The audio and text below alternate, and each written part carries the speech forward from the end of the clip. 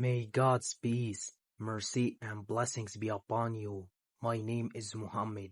New video and a new story. But before starting, don't forget to pray for the Prophet Muhammad. May God bless him and grant him peace. Let's begin. The name of the story is The Building of Dread. Amr and his mother spent a month in the building. Then some strange events began. And if someone was calling him or his mother even though he found her sleeping, he also noticed that he was the only one who heard voices. So he went to do an audiometry test, and there they put a stethoscope on his ear and the doctor asked him what he heard. He told him that there were sounds of a typewriter clicking, the sound of a radio signal, and incomprehensible noises. So he put the headphones back on, and the sound of a woman screaming appeared, which tired his ear. When he told the doctor about that, he completely denied it and provided it. So the doctor decided to give him some medications that were affecting him so badly that he remained in his bed, unable to move much. Amr left his room and found his mother preparing the juice he had eaten and fell asleep. When he woke up, he thanked his mother for the juice, but she told him that she had not prepared any juice. Rather, she told him that the food in the refrigerator was missing, and she asked him about it. He told her that he had not eaten it, and she did not believe it. At night, when he woke up, he found his mother taking out the food from the refrigerator. He offered to help her, so she asked for him to bring some onions from the balcony. When he returned, he did not find his mother or the food. What was worse was that his mother was sleeping in her bed. He brought the camera and put it on playback mode and left it in the kitchen. In the morning, when he asked his mother what she was doing in the kitchen at night, she asked him to go to the psychiatrist as his condition had become bad. He turned the camera on to see what it had recorded, and indeed his mother was preparing the juice. When she got rid of it and returned everything to how it was, she looked at the camera with a look and a smile that was, to say the least, terrifying. The mother left and another man entered, but he was Amr. He opened the refrigerator and ate rice with milk, but in a very greedy way. Then he looked at the camera, took out a knife, and waved it as if he was threatening whoever was filming.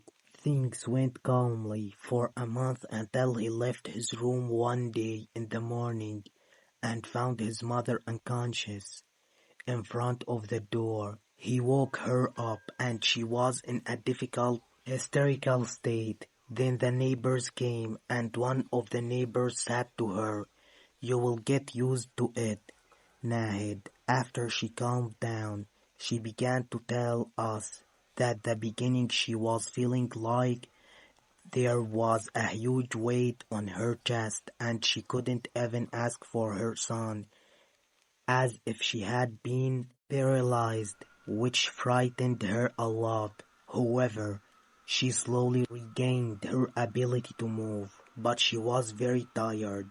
In the afternoon, she went to rest trying to forget what had happened. There was someone behind her on the bed shouting her name and many words. She was so frightened that she could not scream until silence prevailed. So he rushed out of the room and decided not to sleep that night. At first, nothing happened, but suddenly she began to appear. Sounds came from under the bed and got louder until the electricity went out.